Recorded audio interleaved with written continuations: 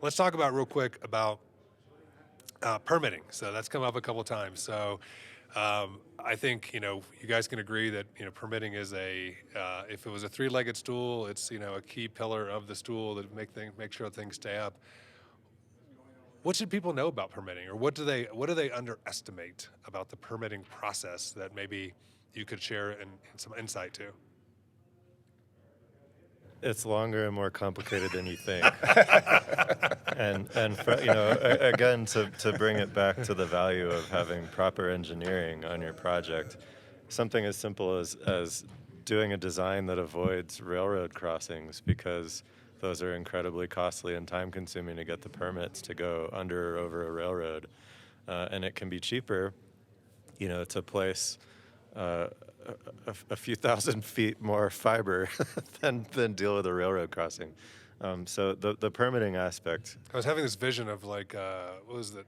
Who's the always got run over by the train? The Roadrunner and Bugs Wile E. Bunny, Coyote, yeah, and the yeah. train. Yeah, so Right, and then and then you get into whether to design your network buried or aerially, and who owns the poles, and what the attachment process is going to be, and that permitting piece on the aerial side of things. I mean, you might have to wind up going in and replacing poles. You might have an incumbent provider who's not very happy and willing to play ball with you.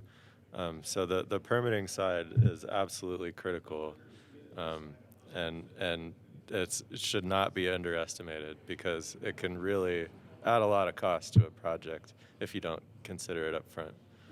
Yeah, and I think a lot of the challenges are coming from just the fact that, our right-of-ways where we place our utilities now are a lot more congested than they were in the past. So it's not like, now you have 3, 4 fibers in that right-of-way with gas and sewer, electric. And so, a lot of municipalities and permitting agencies, they're trying to mitigate the risk of, a line getting hit. So like some of the things we're having to do now is the subservice, or the SU law, for example, subsurface utility engineering law. We're actually having to go out and pothole all these existing utilities now. So it's wow. actually a construction step to locate the facilities. Then we have to bring that data back, add it to the engineering prints, so that on the print we're actually showing, a plan and profile view of where all that existing utilities are in the right of way before we move forward with the construction permit. So that adds complexity, adds time, adds cost, but those measures are being enforced because of the tight right-of-ways that we're dealing with now. So it's So kind of the go slow to go fast approach, right? Like make sure you're doing it the right way to get it done in an efficient manner. yes. Yep. Interesting.